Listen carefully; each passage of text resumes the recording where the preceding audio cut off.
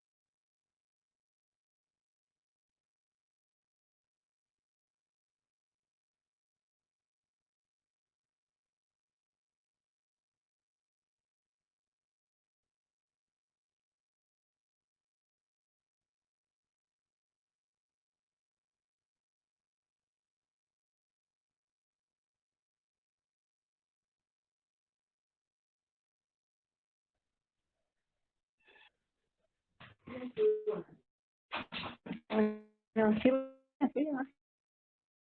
Calca. Sí, también. Bueno, no, buenas, me escucho.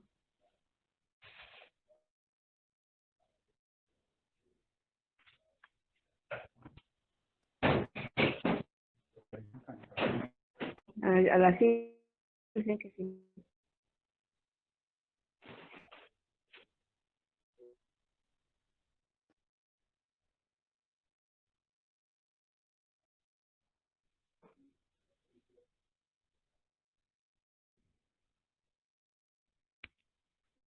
Ay.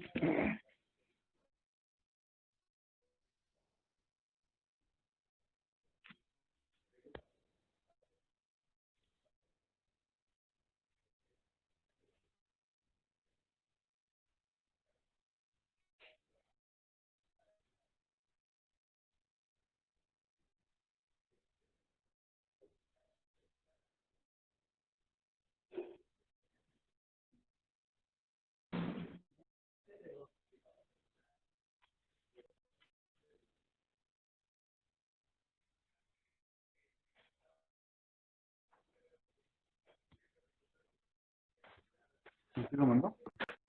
Hola, muy Está el correo. buenas para todos. Mira. Una tarjeta de visita. ¿Cómo están? Bueno, quiero darles la bienvenida a todos esta noche para el webinar que tenemos, Paramos o nos transformamos. El día de hoy, Diego Castro, nuestro psicólogo en Nexo, nos va a hablar de cuáles son esas oportunidades que tenemos ahora en estos momentos, pues de tanta incertidumbre, ¿cierto? Que digamos este COVID-19 ha cambiado todas nuestras vidas y bueno, él va a estar con nosotros haciendo este webinar esta noche. Espero pues que lo aprovechemos del todo, es una oportunidad muy grande y pues nada, darle la bienvenida a Diego. Hola, Nata, muchas gracias por la invitación nuevamente. Vale, bienvenido. Pues nada, vamos a dar inicio al webinar. Ya voy a compartir aquí la presentación. Dale.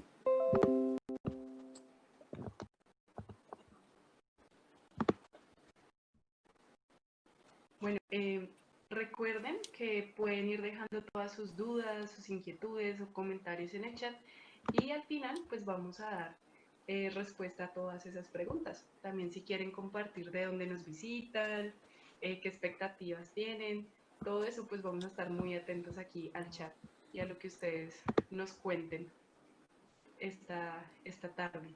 Listo, Diego, entonces no siendo más, pues darle una bienvenida a todos los demás y los dejo con nuestro querido psicólogo Diego Castro. Dale, Nata, muchas gracias. Bueno, muchas gracias por la invitación nuevamente.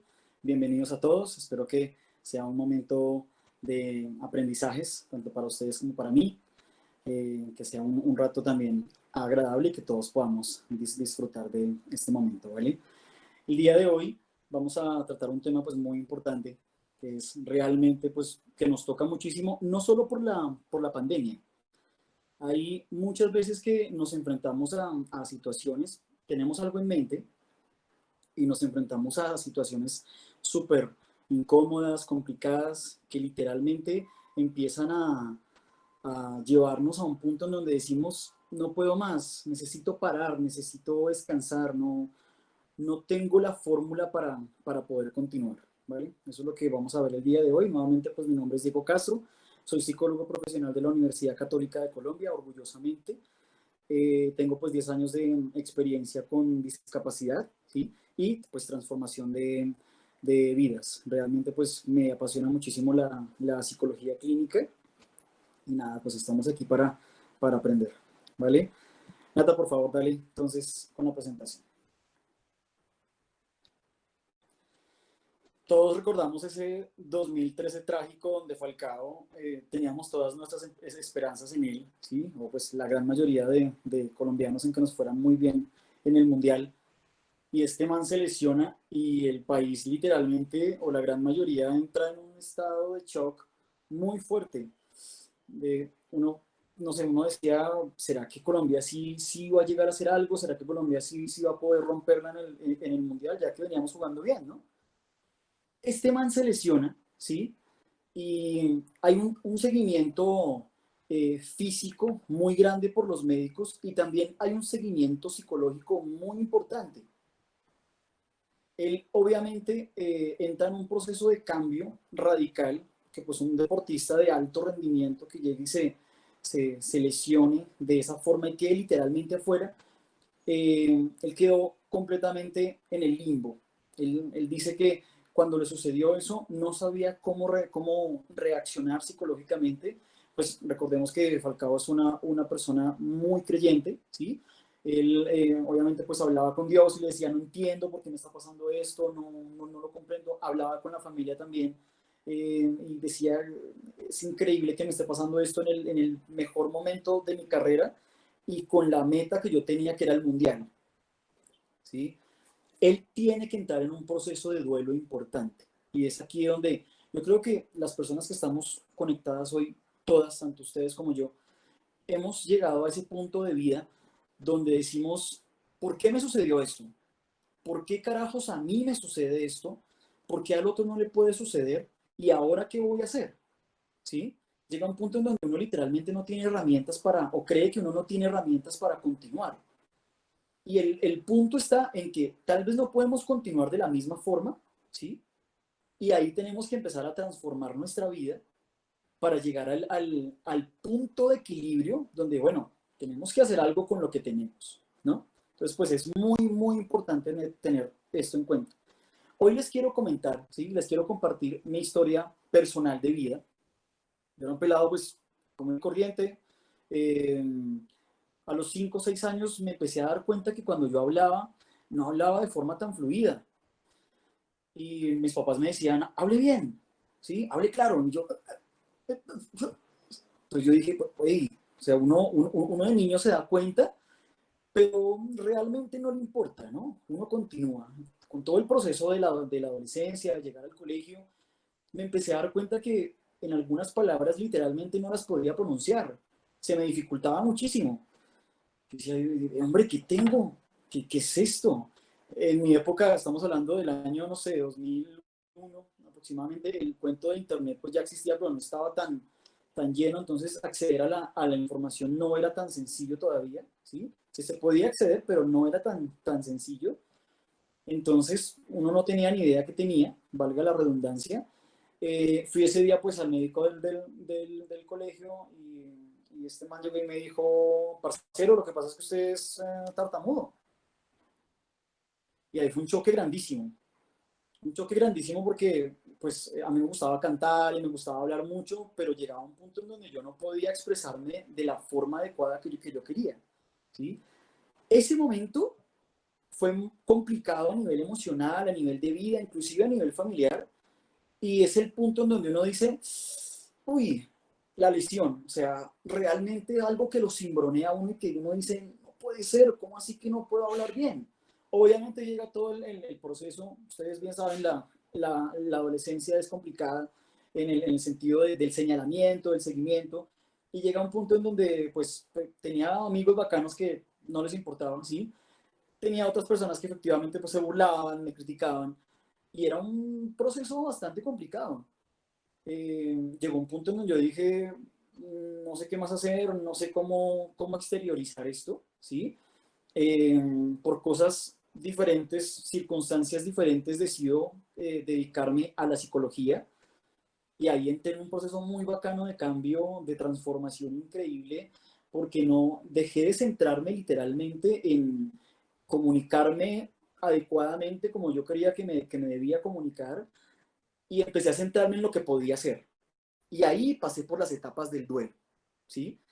Entonces, la invitación como tal es que contar esta experiencia, porque yo sé que muchos, en mi caso fue esta, en el caso de ustedes pudo haber sido otra cosa completamente diferente. Y ahí es cuando los seres humanos tenemos la capacidad de adaptarnos como tal, de tener esa adaptación, pero muchas veces no sabemos cómo llevarla. Por eso es importante llegar a un proceso de duelo, ¿sí? No pasar por las diferentes etapas, ¿sí? Pero entender y aceptar nuestra condición y continuar con toda la motivación y más allá de esa motivación, con toda esa conducta proactiva que podemos llegar a tener. Nata, dale la siguiente, porfa.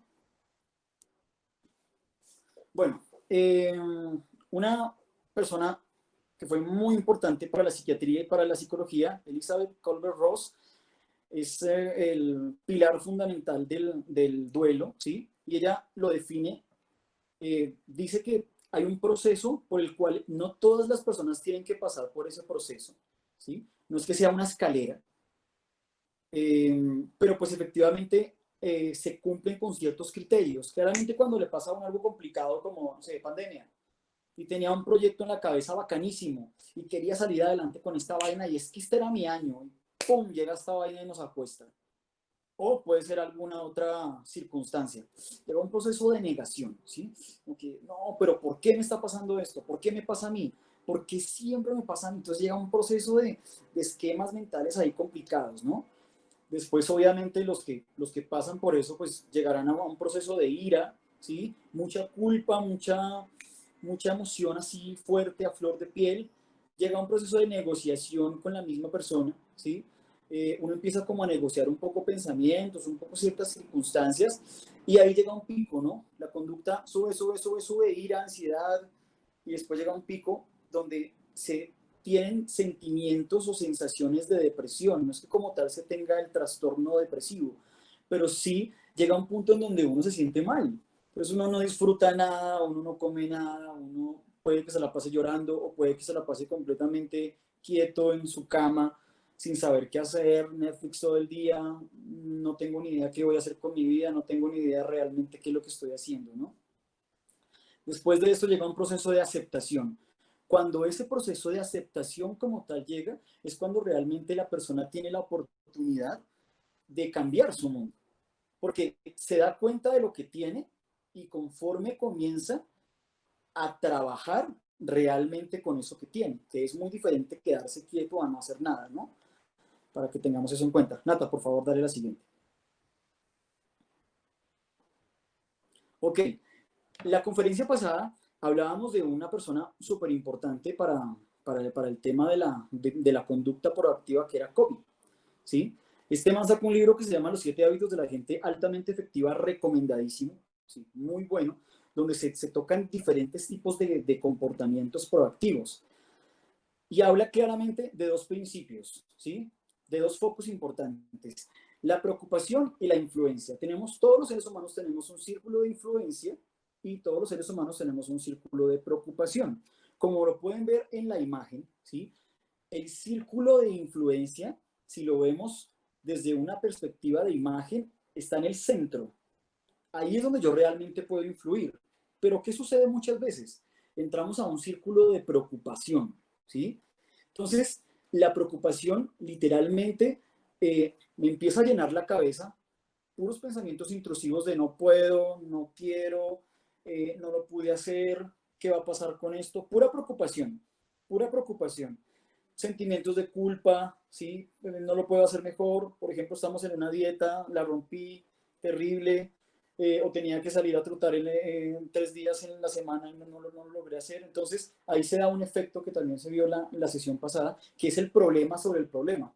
Fuera de que la embarré en este momento, la sigo embarrando con esos pensamientos que puedo llegar a tener. Este man llega y dice, hombre, lo más importante es trabajar con lo que se tiene, sin importar qué sea. Simplemente trabajar con lo que se tiene.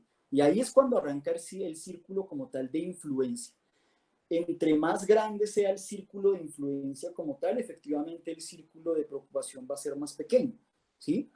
En un ejemplo, si yo me ponía a pensar en cómo hablaba cada vez que iba a hablar, por lo general iba a estar en el círculo de preocupación y no lo iba a hacer de una forma fluida, porque estaba pensando en hacerlo bien, no estaba pensando en ni disfrutar la conversación ni realmente hacerlo, ¿no? En un ejemplo deportivo, si estoy pensando en que tengo que hacer un gol y tengo que hacer un gol y tengo que hacer un gol y tengo que hacer un gol y si no lo hago, eso es una cadena impresionante y eso va en el círculo de preocupación según COVID, ¿vale? Entonces lo que tenemos que hacer es trabajar con lo que hay, mirar cómo puedo afectar ese comportamiento de una forma, entre comillas, positiva, ¿no? Con un círculo de influencia. Nata, la siguiente, por favor. Desde la terapia racional y emotivo-conductual, ¿sí? Trabajamos unos principios muy importantes que son los valores, entendidos como, son como reglas por las cuales la persona va en la vida, ¿vale? Pueden ser valores de honestidad, eso depende de cada persona, eso es algo muy personal, ¿sí? Dentro de estos valores, Albert Ellis llegó y dijo, existen unos valores claves que se repiten en las personas, ¿sí? Hay unos valores, hay unos principios fundamentales para cada persona. Y el man llegó y dijo, uno de ellos es la responsabilidad emocional, ¿sí? Y claramente cuando hay un valor de esos, tiene que haber una contra. Entonces, el primero sería como tal, una responsabilidad emocional versus una irresponsabilidad.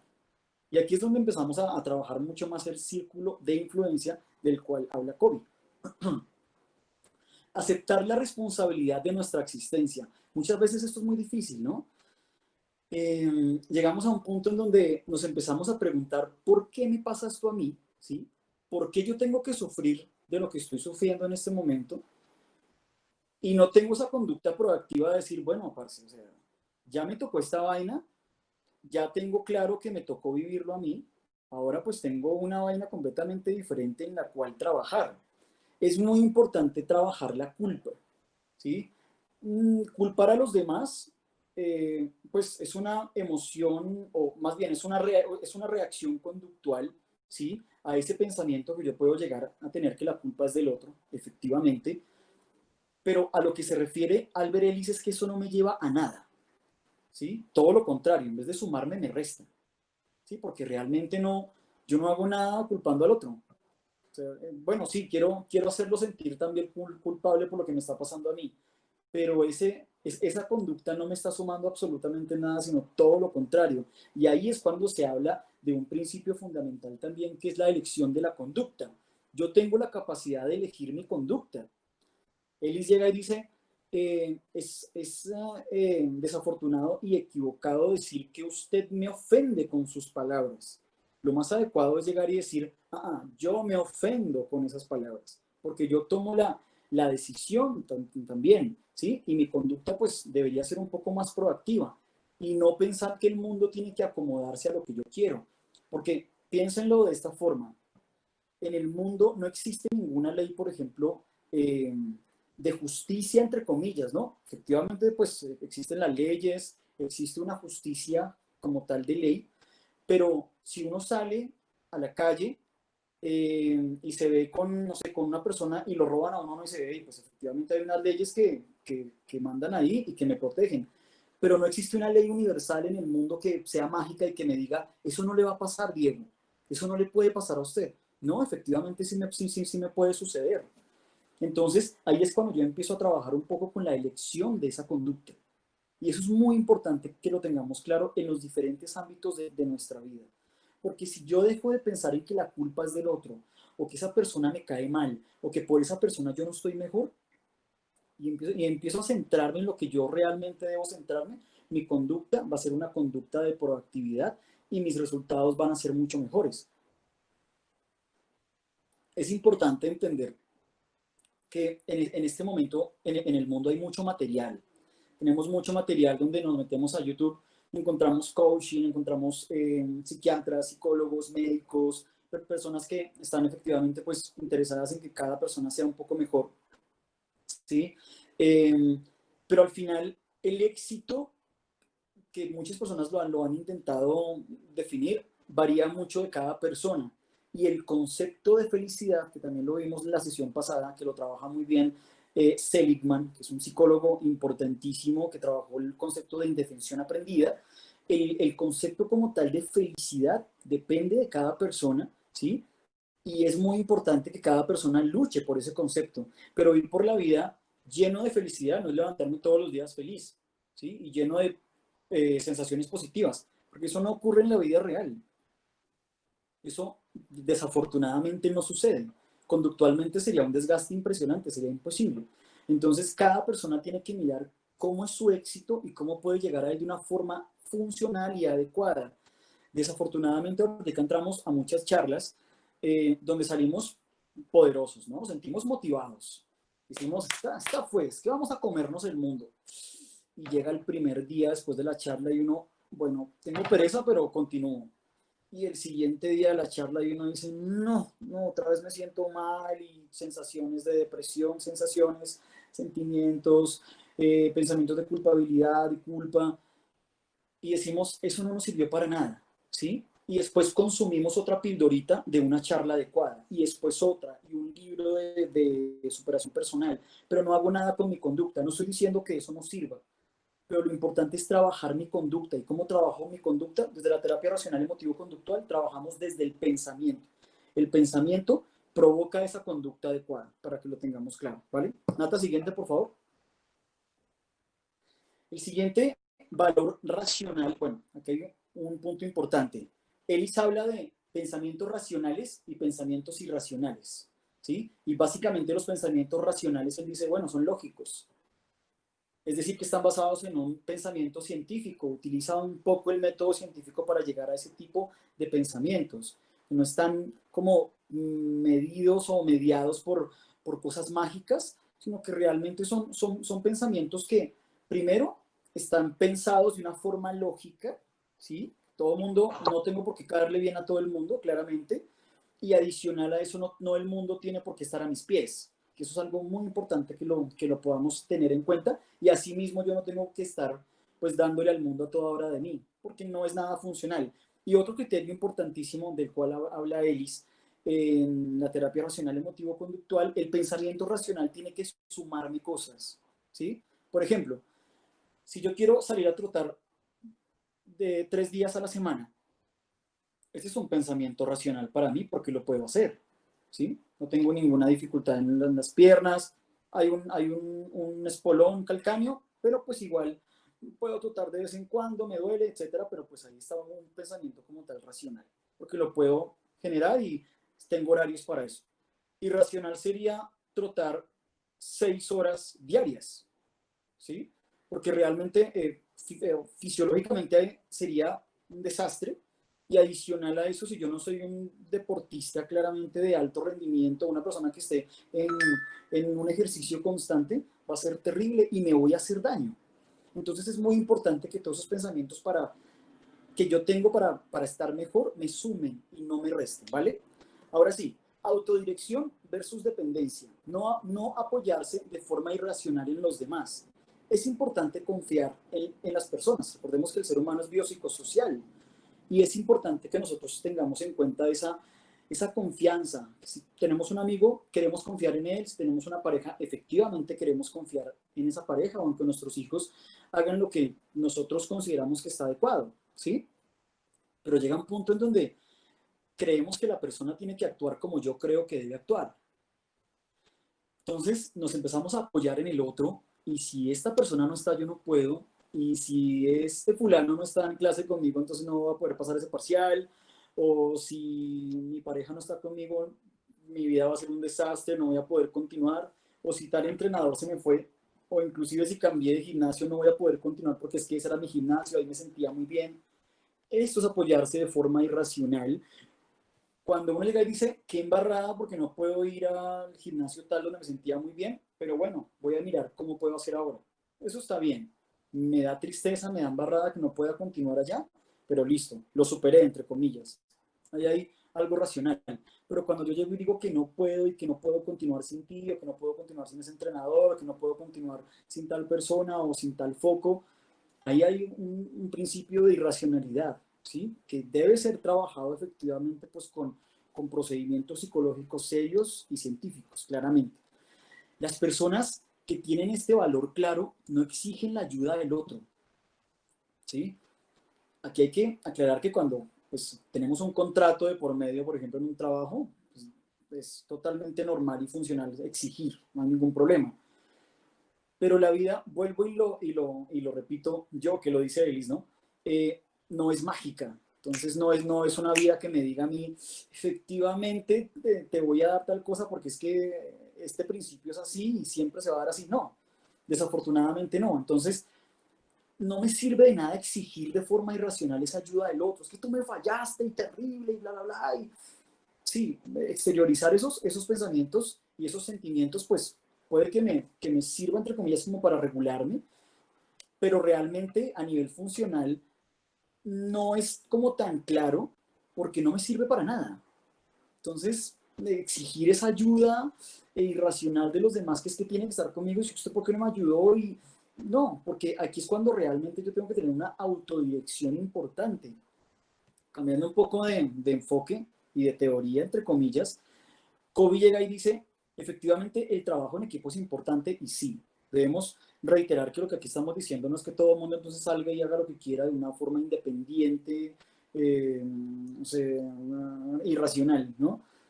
No, el trabajo en equipo es importante. Si vemos un partido de fútbol, un partido de básquetbol, el trabajo en equipo es súper importante, pero cada uno tiene que hacerse responsable de su rol, no de una forma irracional, sino de una forma racional, ¿vale?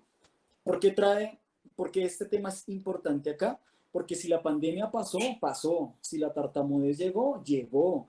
Si tal enfermedad llegó, no hay nada que hacer, ¿sí? Y no puedo exigir que el otro me ayude, ¿no? Todo lo contrario, debo buscar la ayuda, pero debo continuar yo con esa conducta adecuada, pues para poder seguir.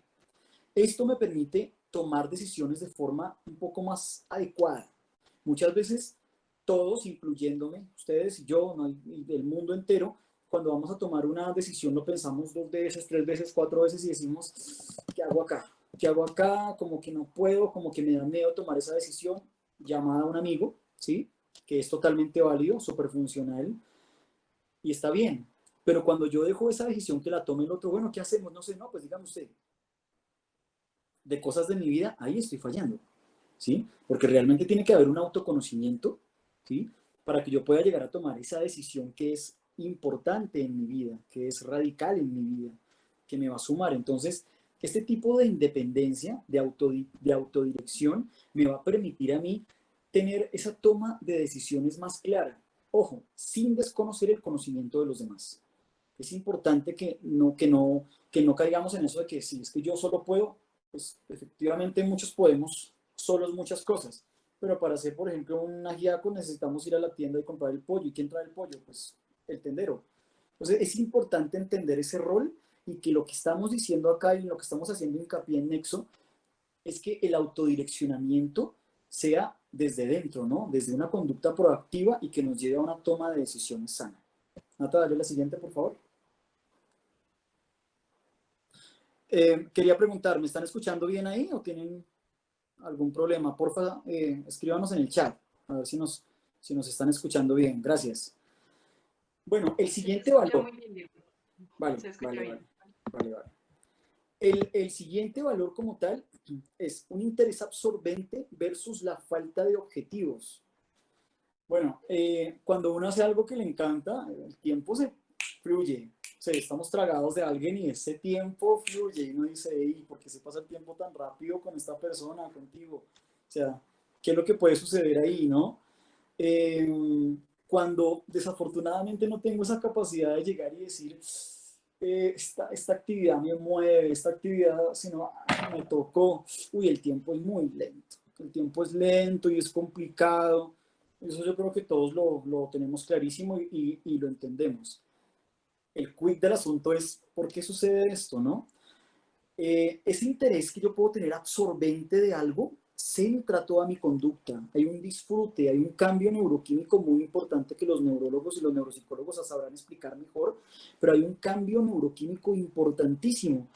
La conducta literalmente se dispara y a mí me encanta, por ejemplo, ver un partido de fútbol y yo me meto en el rollo y no se me pasa el tiempo, o sea, perdón, se me pasa el tiempo súper rápido, es una vaina increíble, cuando juego Xbox o cuando me pongo a cantar o cuando comparto con mi familia, el tiempo fluye, pero cuando está esa falta de objetivos, esa falta de interés absorbente, la vida se vuelve muy tediosa.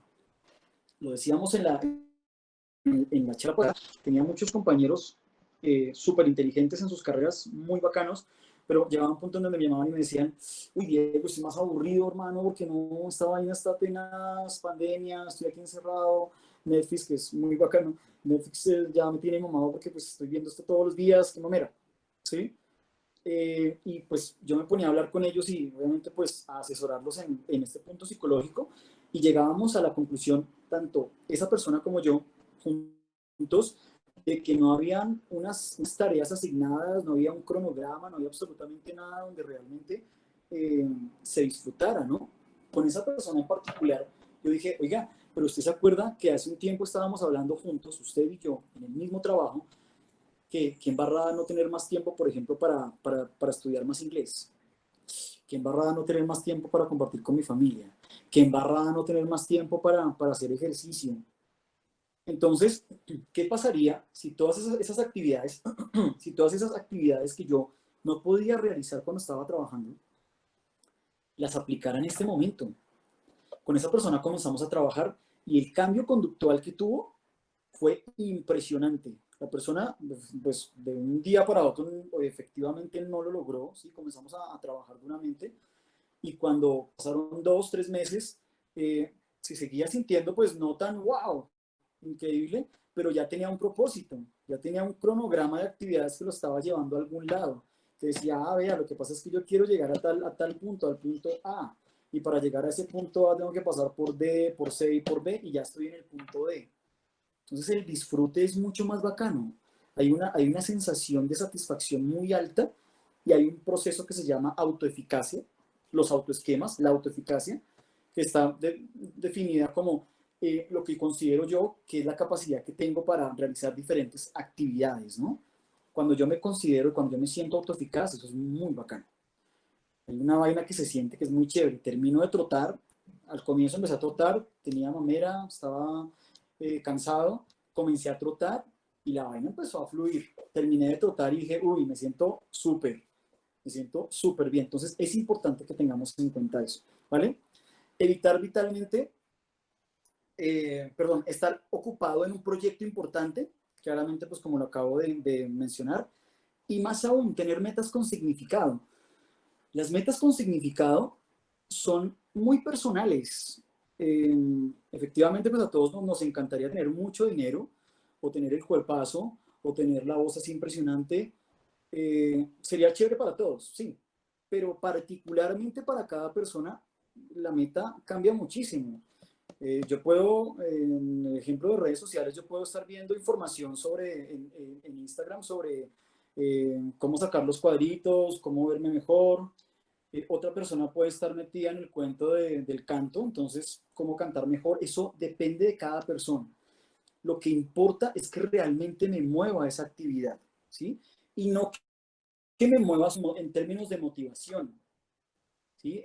Cuando le dejamos toda la motivación, muy seguramente la conducta con el tiempo pues va a decrecer, ¿no? Va a caer, porque no todos los días nos vamos a sentir motivados, no todos los días vamos a tener esa sensación de levantarnos de la cama sintiéndonos increíbles, no. Y el quick del asunto, el punto, está en que cuando yo me levanto de esa cama, así no me sienta motivado para realizar esa actividad, esté completamente comprometido porque tengo una meta de significado para llegar a ese punto, ¿vale? Eso me lleva a una vida de compromiso. Covey habla mucho sobre que si realmente tenemos esos compromisos establecidos en nuestra vida, no, nuestra vida no va a ser más sencilla, pero sí la conducta se va a presentar de una forma un poco más fácil, ¿sí? Entonces, si yo tengo, claro, que fui al médico, por ejemplo, fui al médico, hígado graso, Diego, usted tiene hígado graso, hermanito, y ya el hígado graso pues está complicado, su hígado no está bien, y pilas porque pues estamos hablando de su salud y de un riesgo de muerte. Si yo realmente me cimbroneo con eso y me muevo, pues mi conducta va a tener una dirección importante en donde yo tengo, Diego, vea, tiene que dejar la cerveza, la gaseosa, los jugos de caja, ¿sí? Y el día que yo quiera ese juguito, si hago un proceso adecuado, efectivamente pues voy a poder evitarlo, si no va a ser muy complicado. Ahí es cuando hablamos de que más allá de esa motivación, de esa sensación de me siento increíble, es mucho más importante el pensamiento que yo tengo de, hey, tengo una meta con significado que no va a pasar de la noche a la mañana y que necesito profesionales para que me colaboren efectivamente con ese proceso. ¿Vale? Nata, siguiente, por favor. Bueno, la pregunta es, ¿cómo organizarnos y ser proactivos? Llegamos a un punto en donde uno, el lunes en la mañana, no tengo trabajo, no tengo clase, no tengo absolutamente nada. ¿Cómo puedo cambiar mi vida, no? ¿Cómo puedo organizarme? Empezamos con el papelito, estas son las actividades, pero no logramos tener como ese entusiasmo, esa conducta dirigida. Y aquí es muy importante tener claras las metas que puede llegar a tener cada persona. Covey, dentro de su libro, hace un ejercicio muy bacano donde nos lleva a un funeral, bueno, estos son spoilers, donde nos lleva a un funeral, llegamos al funeral y nos damos cuenta que la persona que está en el cajón, en el ataúd, somos nosotros. Y el libro es muy bacano ahí porque nos lleva a pensar realmente en eso y nos dice, venga, ¿qué debería existir en ese epitafio? ¿Qué dirían las personas que lo conocieron a usted? Un amigo, un familiar, su pareja, ¿sí? Y adicional a eso, ¿qué le hubiera gustado hacer ya que usted está ahí? Es un proceso de introspección muy bacano porque nos llega y nos lleva a mirar, hombre, a mí me hubiera gustado hacer tal cosa, ¿sí? O a mí me hubiera gustado hacer tal vaina porque realmente me mueve y me llena.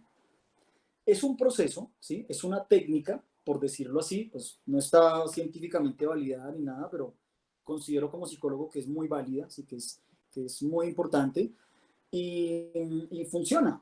Todo el mundo no puede funcionarle, claramente, pero realmente si uno se pone a hacer el ejercicio muy bien, nos lleva a una parte motivacional muy importante y a un establecimiento de metas y de conducta, que es lo que más importa, ¿no? Los invito a que busquen el ejercicio por Google cuando tengan ese tiempo, ¿sí? Y lo realicen. Es muy chévere. Si se pueden leer el libro también es muy importante. Pero ya como tal, dentro de esta conferencia, los invito a que escojan en el tiempo que tengan presente, el que quiera tomar nota lo puede hacer, 5 cosas que a ustedes los puede mover. Y eso tiene que estar dirigido con las áreas de ajuste que ya ahorita pues vamos a intentar explicar. Nota la siguiente, por favor. Dentro de la psicología, cuando hacemos la entrevista psicológica, tenemos como unos tópicos, algunos psicólogos lo llamamos áreas de ajuste, que son esas áreas que permite que la persona se ajuste al medio biopsicosocial, ¿no? Aquí las tenemos: familiar, educativa, laboral, personal y social, salud y ocio. Esto está, cogí elementos de la entrevista psicológica y cogí también algunos elementos de un psicólogo muy reconocido aquí en Colombia que se llama Leonidas Castro, super pilo el hombre. Y claramente desbozamos, ¿sí? Tenemos estas 5 áreas y aquí es donde realmente podemos empezar a clarificar mucho más nuestros objetivos y a empezar a trabajar de una forma un poco más estructurada. ¿Por qué? Porque podemos llegar y decir, bueno, ¿qué es lo que quiero yo en la vida? ¿Cómo lo quiero hacer? Está muy suelto, ¿sí? Pero si yo empiezo, bueno, a nivel familiar, ¿qué no tengo y qué me gustaría tener? Entonces yo empiezo, claro, pues a nivel familiar, tengo un hijo al cual no le dedico el tiempo que necesita. A nivel familiar, mi papá necesita más tiempo conmigo porque está enfermo, qué sé yo, y no le estoy dedicando el tiempo, ¿sí?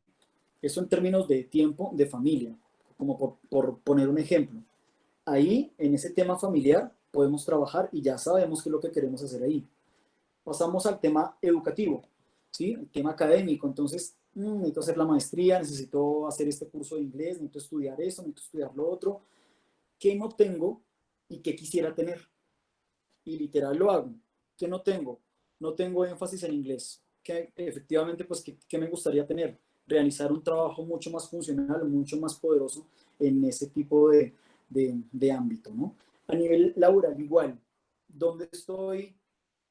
¿Dónde quiero estar? ¿Y qué puedo hacer para lograrlo? Y así con cada uno de esos tópicos, de esas áreas que me van a permitir a mí ajustarme de una forma más adecuada a mi medio. Es importante tener clara o claro que ese tipo de metas con significado tienen que tener un rigor, tienen que tener alguna, efectivamente, pues una causalidad, y adicional a eso tengo que trabajar por ellas, no dejarlas ahí pues botadas, porque es importante trabajarlas, pero también es importante no obsesionarnos con este tipo de cosas, porque lo que nos interesa en la vida, y Nexo habla muchísimo, aquí hacemos mucho hincapié en eso, es no obsesionarnos absolutamente con toda la información que nos puede llegar, y adicional a eso, no darnos tanto palo. Los seres humanos nos damos mucho palo. Y Elisa habla mucho de eso, de los debos. Es que debo hacer, es que necesito tener. Y si no tengo esto, por ende no soy exitoso. Y si no soy exitoso, por ende me siento mal, porque no soy competitivo. Y hay que trabajar mucho eso, porque muchas veces nos debemos preguntar qué está direccionando mi comportamiento. Esa competitividad mala, esa comparación que no debería tener, o realmente pues esa comparación que efectivamente me gustaría tener, ¿vale? Eso es muy importante dejarlo acá clarísimo.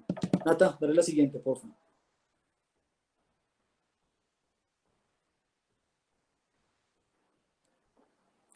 Una herramienta psicológica importantísima, ¿sí? Que utilizamos pues los psicólogos que en parte entendemos un poco el modelo conductual, ¿sí? Es el autorregistro.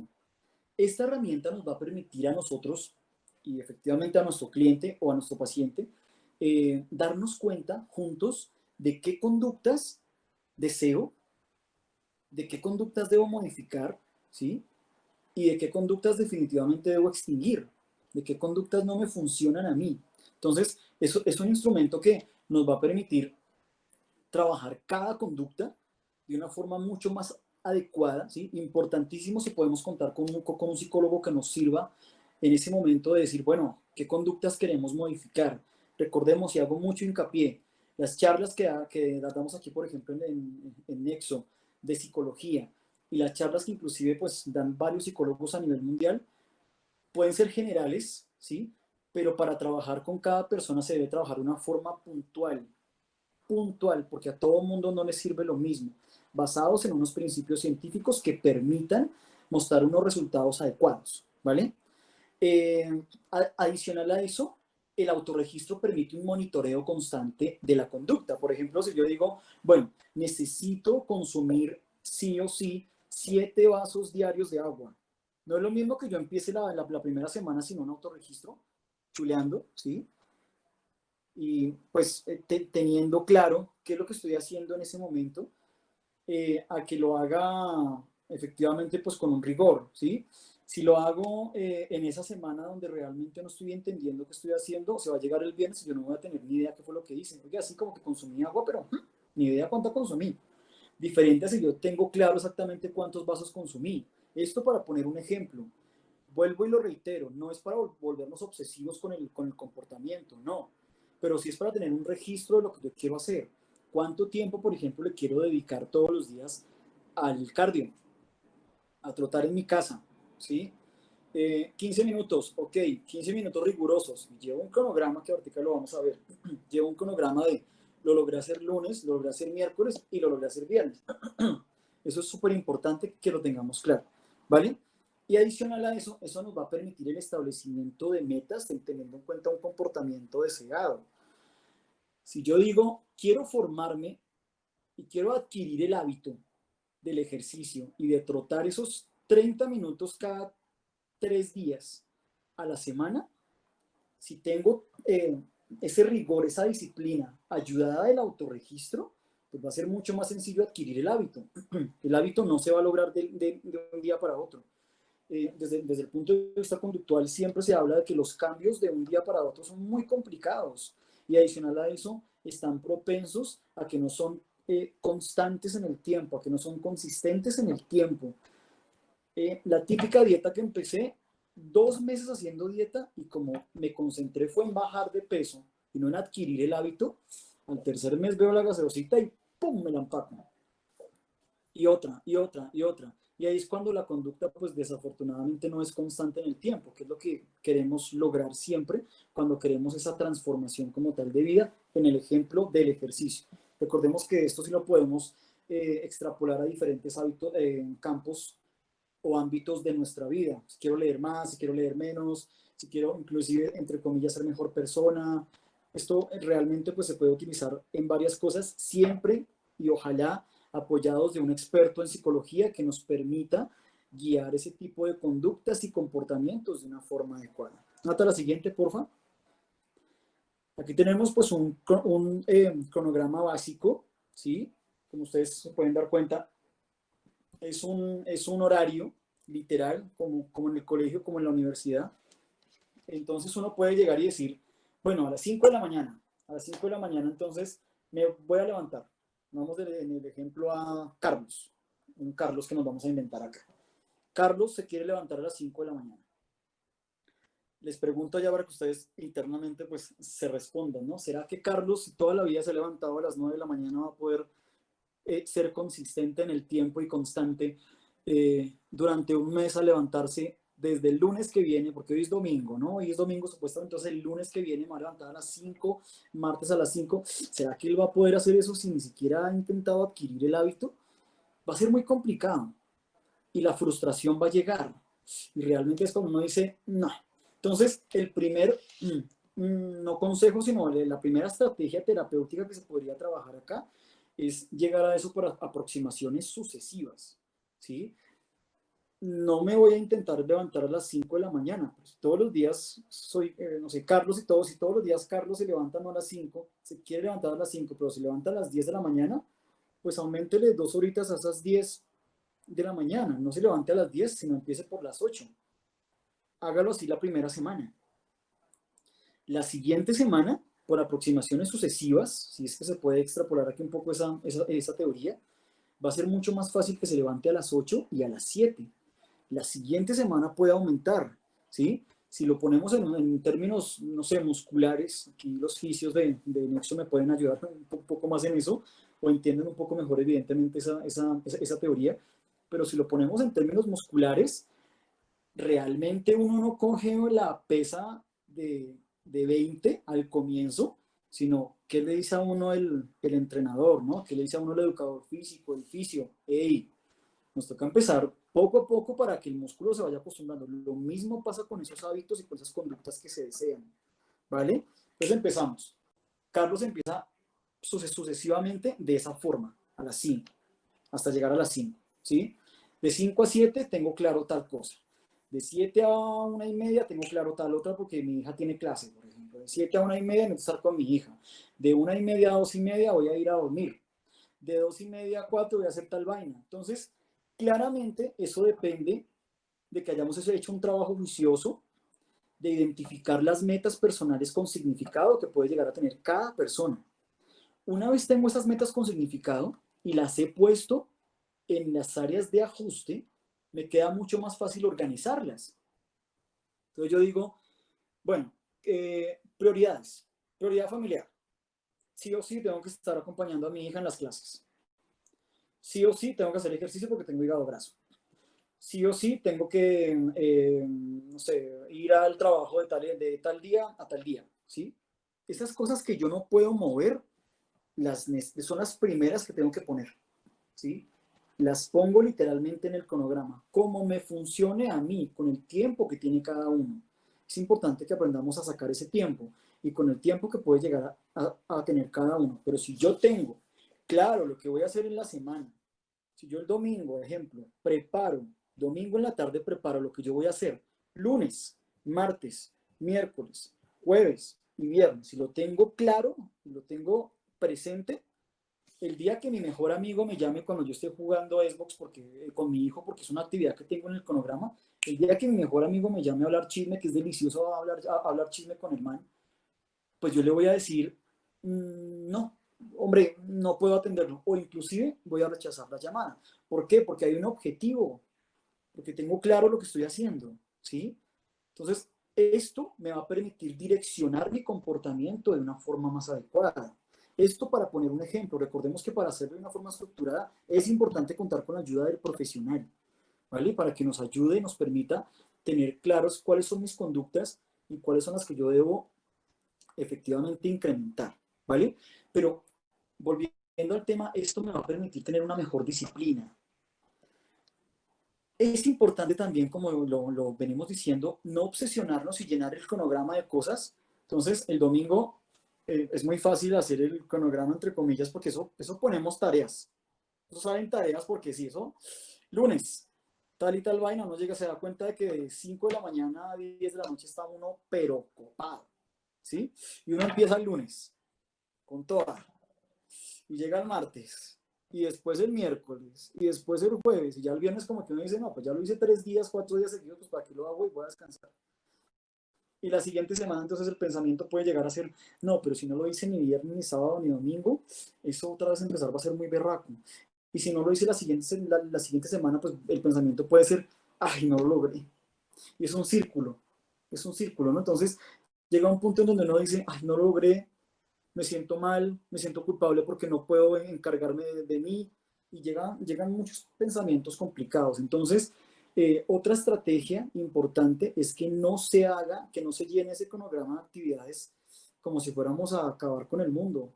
El que lo pueda hacer, que lo haga, no hay ningún problema. El que lo pueda hacer y pueda llevarlo a cabo, no, que lo puede hacer, ¿sí? Que lo haga. Pero la recomendación es empezar poco a poco, identificar qué actividades efectivamente pues me van a llevar a sentirme de una mejor manera, las que tengo que hacer porque son prioridad, y arrancar por esas, a ver cómo me va. Y intentar ser constante en el tiempo durante por lo menos un mes para ir adquiriendo un poco mejor esos hábitos, ¿vale? Nata, siguiente, por favor.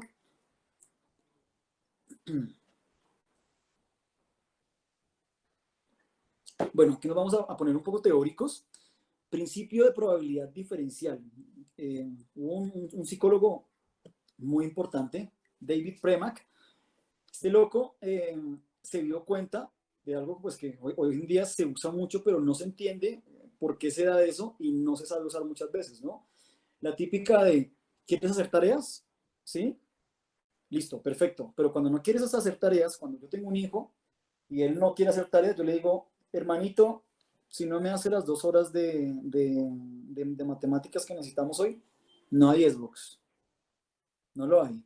Y esto se escucha tan fácil y tan sencillo, pero realmente tiene una teoría y un trasfondo muy importante que nos puede motivar la conducta, ¿sí? Términos teóricos rápidamente lo vamos a mirar. Este man llega y dice, existen dos respuestas de probabilidad de ocurrencia distinta, A y B. ¿Qué quiere decir esto? Hay dos respuestas para un sujeto, ¿sí? Para una persona X. Está la de alta probabilidad de respuesta, que es A, y está la que no tiene tanta probabilidad de respuesta o de emisión de conducta, que es la B, ¿sí? Ahí es cuando uno dice, bueno, si logramos aparear, ¿sí? Si logramos hacer contingente que ocurran en el mismo tiempo A y B, alguna me puede llegar a reforzar otra, ¿sí? Nata, siguiente, por favor.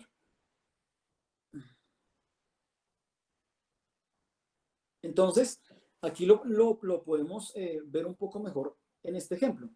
La conducta A puede llegar a ser jugar Xbox. ¿Tiene una alta probabilidad de frecuencia? Efectivamente sí, porque el pelado disfruta jugar Xbox, no es un martirio para el jugar, ocurre con frecuencia, tiene una alta probabilidad de que ocurra, ¿sí? O la chica, bueno, no sé. Como a esta chica le encanta jugar Xbox, ¿sí? En este ejemplo, vamos a llevarlo a este ejemplo, como a esta chica le encanta jugar Xbox con sus amigas, con sus amigas, y pues, jugar esta ejercicio, pero no le gusta tanto hacer ejercicio. Esta sería la conducta B. La emisión de conducta B, la que tiene baja probabilidad, porque en esa persona no genera un disfrute, en esa persona particular. Para otra persona puede que sí, y Premack dice esto en su teoría. Ojo, eso depende de cada persona, ¿vale? Pero entonces como esta conducta no es como tan probable que ocurra, ¿sí? No tiene tan alta probabilidad de que ocurra, este man se dio cuenta que si lográbamos aparear las dos conductas y las hacíamos contingentes en el tiempo, una me iba a reforzar la otra. Entonces, ¿cómo funcionaría esto? Si quieres jugar Xbox 2 horas, esfuérzate y haz media hora de cardio. La conducta A me va a reforzar la conducta B, ¿sí? Y la fórmula quedaría como tal. Entonces, si ocurre primero B, si ocurre primero hacer ejercicio, después voy a poder efectivamente realizar, ¿sí? Pues mis actividades de disfrute, ¿vale? Esto será un poco, pues, en términos teóricos. Para un niño, yo, entre comillas, obligar a un niño, condicionarlo a eso es muy sencillo. Lo complicado es cuando yo tengo que hacerlo conmigo, ¿sí? Lo complicado es cuando yo tengo que literalmente llegar y decir, hey, necesito hacer esta vaina, entonces necesito primero intentar ser contingente pues con alguna conducta que yo genere disfrute. En el ejemplo, por ejemplo, no sé, conmigo, valga la redundancia, a mí me encanta jugar Xbox, me encanta, me fascina, me encanta, y me cuesta trabajo lavar los vidrios del baño. Uy, es que me cuesta un trabajo lavar esos vidrios del baño, pero terrible, ¿sí? Entonces, si yo soy juicioso y me condiciono, yo digo, bueno, si quiero jugar Xbox 4 veces al día o 4 veces a la semana, necesito hacerle aseo una vez a la semana por lo menos a los vidrios del baño, ¿vale? En este ejemplo. Ahora bien, ¿cómo nos damos cuenta que vamos a cumplir? Ahí es cuando podemos utilizar un contrato conductual con un amigo. Si no hay un terapeuta, lo podemos utilizar con un amigo. Digámosle a un amigo, vea hermano, voy a hacer esto. ¿Me ayuda? Bueno, ¿y cuál va a ser mi ayuda? No, pues simplemente si yo cumplo, pues yo le digo a usted que cumplí. Y si no, pues bueno, todo el mundo podría decir, bueno, pues sería muy fácil hacer trampa. Sí, es muy fácil hacer ahí trampa. La cuestión es que ahí es cuando no hablamos de una motivación, sino hablamos es de la meta con significado. Si realmente tengo esa meta con significado clara, voy a poder llegar a ese tipo de conducta que sea constante en el tiempo, ¿vale? Para que lo tengamos presente. Nata, siguiente, por favor. Ya para finalizar, no debemos olvidar que es posible estar muy atareado sin ser efectivos, ¿vale? Podemos estar llenos de cosas y llenos de trabajo, llenos completamente de trabajo, pero realmente para ser efectivos necesitamos tener en cuenta esas actividades que nos generan esas metas con significado y que tengamos un cronograma adecuado, serio, ¿sí? Ojalá en compañía de un profesional de la psicología que nos ayude. No es que no lo podamos hacer solos, sí lo podemos realizar solos, pero qué mejor que con un profesional que nos pueda colaborar a hacer ese tipo de trabajos, ¿sí? Entendiendo que cada persona tiene sus propias actividades y que cada vida efectivamente es particular y el éxito y las actividades que queramos realizar dependen de cada persona. ¿Listo? Bueno, Nata, muchachos, los que estamos conectados, muchas gracias pues, por estar conectados. Aquí como tal termina la charla, Nata. No sé si tienes algo que decir, si hay preguntas, Bueno, inquietudes, Diego, observaciones también. muchísimas gracias, muy, muy acertada la charla. Por aquí tenemos un comentario de Robinson Bernal que nos Uh-huh. dice, es como una agenda, todo se debe planear, pero también debemos saber qué es importante, qué es urgente, qué no es importante y qué no es urgente. Y hacer lo importante y urgente, después lo urgente, siguiente lo importante. Y por último lo no importante. Pero todo está Ok, en la planeación. totalmente de acuerdo, totalmente de acuerdo. Sí, suena como un trabalenguas, pero tiene mucho sentido. Uh-huh. Bueno, no sé si alguien tiene alguna pregunta.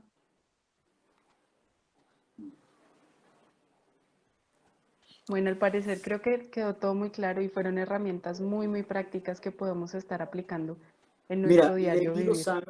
Lady Lozano nos pregunta cuál es el libro. Bueno, realmente dentro de la charla eh, trabajamos pues la teoría psicológica de la terapia racional emotivo-conductual, que es un libro psicológico, pues es denso para las personas que obviamente pues no tienen el contacto con los términos, ¿sí? El otro libro es un poco más fácil de leerlo, que es Los 7 hábitos de la gente altamente efectiva de Stephen Covey, ¿sí? Se escribe Stephen Covey, ¿vale? Para que lo tengamos presente. Es un muy buen libro, muy recomendado. Es un pilar, yo creo que fundamental de la exactamente, los 7 hábitos de la gente altamente efectiva, de los hábitos y de la proactividad ante todo. Vale, Lady, de nada. Ok, David, muchas gracias a ti por participar.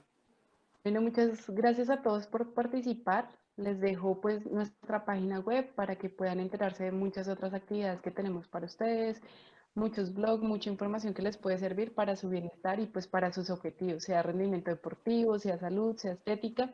También les dejamos en el chat un link que pueden llenar, que es de nexo a tu medida, para conocerlos un poco y ver cómo podemos ayudarlos a ustedes con este equipo interdisciplinar de profesionales que tenemos pues para ayudarles a cumplir sus objetivos, sean cuales sean estos.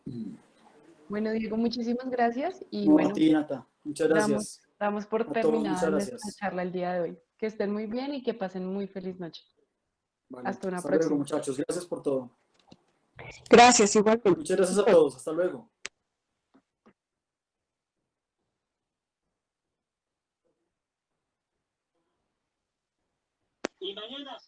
Muchas gracias.